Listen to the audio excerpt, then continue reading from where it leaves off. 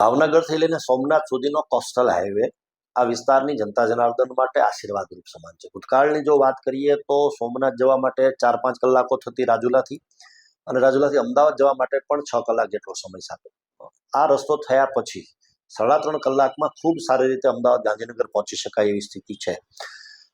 2014માં આ રસ્તોનું ટેન્ડર થયા પછી 2024 સુધીમાં કામ પૂર્ણ થયું અને ત્યારબાદ રાહદારીઓ ખૂબ સારી રીતે ચાલે છે 22-23 પછી. પણ મને એવું લાગે છે કે સરકાર, રાજ્ય સરકાર હોય કે કેન્દ્ર સરકાર હોય, આ રસ્તો કેન્દ્ર સરકાર હસ્તક છે.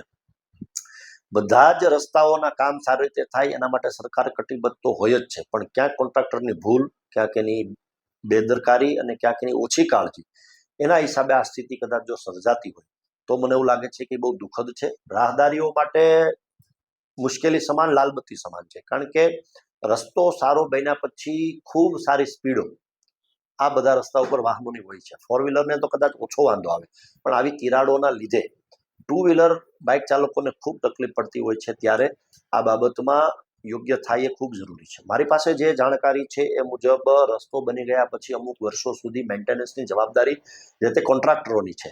તો કોન્ટ્રાક્ટરોમાં બેદરકાર ન નીવડે એના માટે સ્થાનિક લોકો, પત્રકાર મિત્રો અને આગેવાનો બધા જ સાથે મળીને સરકારશ્રીને રજૂઆત કરે. સરકારશ્રી યોગ્ય માર્ગદર્શન સાથે, યોગ્ય સૂચનો સાથે જરૂર પડે તેમનો કાન આંબળે, જેથી કરીને ભવિષ્યમાં આવી બાબતોને અટકાવી શકાય. તો એ મુજબ સરકારશ્રીનું ધ્યાન ચોક્કસ દોરીશું, જેથી કરીને કોન્ટ્રાક્ટરો આવા રસ્તાઓ રિપેર કરે અને ભવિષ્યમાં નવા બનાવવાના થાય ત્યારે જરાય પણ બેદરકારી ન રાખે, જેથી કરીને રાહદારીઓને કોઈ પ્રકારની તકલીફ ના પડે.